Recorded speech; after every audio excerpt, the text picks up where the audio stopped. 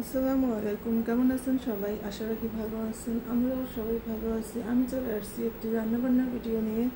আজ আমি আমার খুবই পছন্দের একটি মাছ রান্না করব।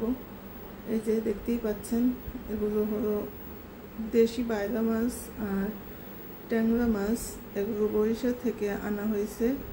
এগুলো মিমের ফুপু পাঠিয়েছে। তো যাই হোক, এগুলো এখন আমি কুটে ধুয়ে পরিষ্কার করে নিয়েছি। আর আজ আমি বাইলা মাছ রান্না করব।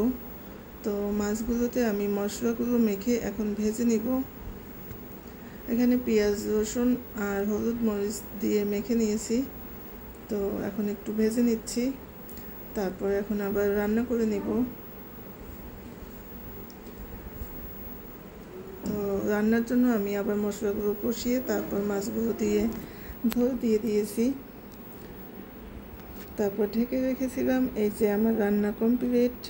অনেক বছর পরে এই মাছটা খাচ্ছি। এটা আসলে এখানে খুব একটা পাওয়াই যায় না। এটা আমাদের বরিশালে খুবই অ্যাভেলেবেল পাওয়া যায়।